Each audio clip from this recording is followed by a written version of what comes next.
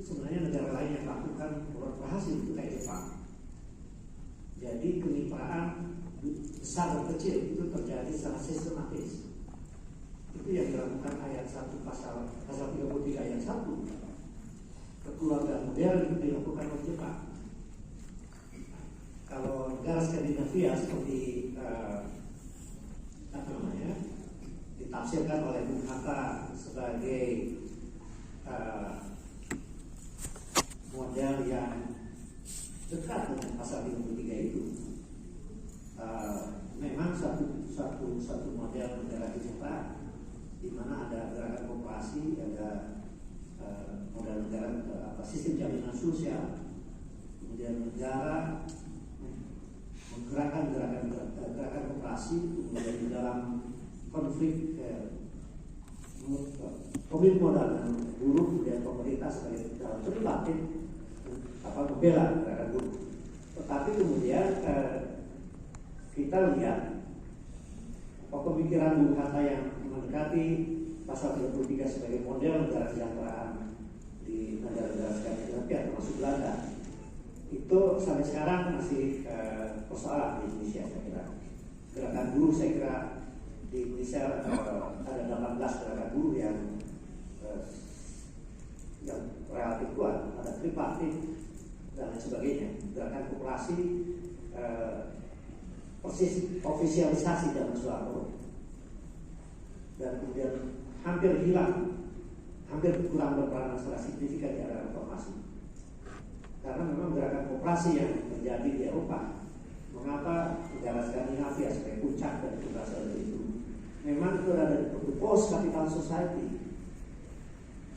Jadi Indonesia belum mengalami proses monetisasi yang masif, proses kesadaran moneter, kesadaran ekonomi yang masif di kalangan penduduk. Sudah terjadi ofisialisasi gerakan koperasi yang top down zaman Soeharto. Memang ada keberhasilan, KUD dan sebagainya. Tetapi kemudian ketika masuk pada era globalisasi dan era reformasi sekarang, praktis gerakan koperasi tidak lagi menjadi demand yang fit need dari rakyat dalam gerakan koperasi, sehingga gerakan koperasi menjadi hanya tinggal ada kementerian koperasi dan UMKM, ada beberapa gerakan koperasi yang mungkin hasil relatif yang sisa hasil zaman pemerintahan sejak tahun 50-an, zaman Orde Baru dan sebagainya. Tetapi secara keseluruhan gerakan koperasi tidak signifikan di dalam pilar-pilar 3 BUMN, swasta dan sebagainya. Dan akhirnya kita masuk pada era reformasi yang notabene itu adalah manifestasi dari LOI IMF, dan itu adalah isinya Washington Consensus.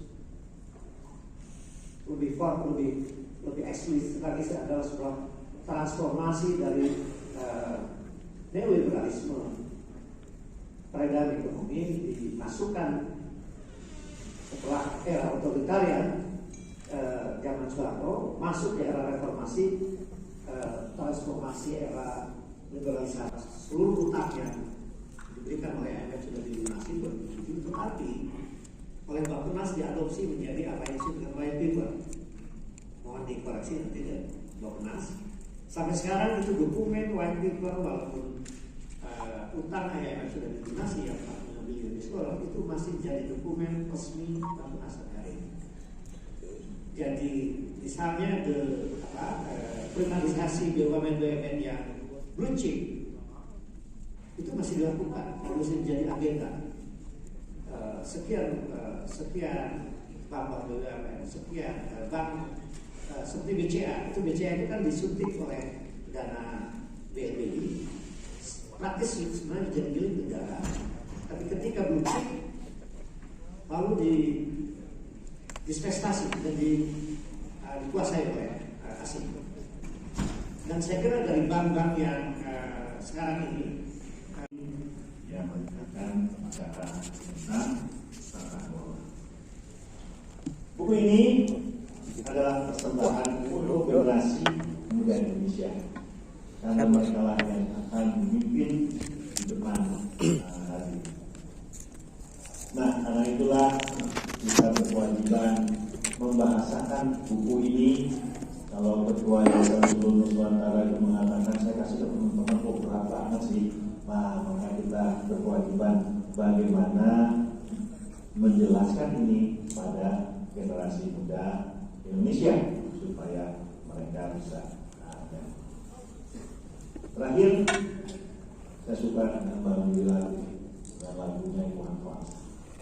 Pancasila itu bukanlah rumus beruntun Iwan Fals yang hanya berisikan harapan, yang hanya berisikan hayalan dari lagu bangun perilaku tertinggi.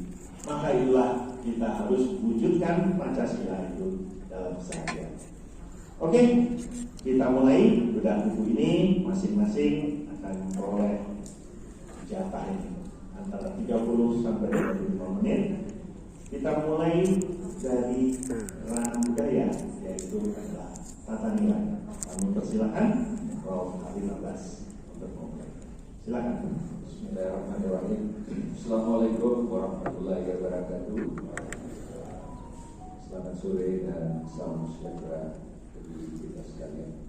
Terima kasih Mas Brahma. Izinkan saya pertama-tama menyampaikan ucapan terima kasih dan penghargaan yang amat tulus kepada Tuan Prof. atas dan teman-teman dari Aliansi Kebangsaan atas kehormatan yang diberikan kepada saya untuk hadir bersama Bapak, Ibu, tokoh-tokoh bangsa ini di suasana yang sebentar lagi kita akan memperingati Hari Sumpah Pemuda Kepulauan Riau. Di satu konsistensi bersejarah bergabung ini dilaksanakan pada detik-detik yang hampir bersamaan dengan Hari Sumpah Pemuda.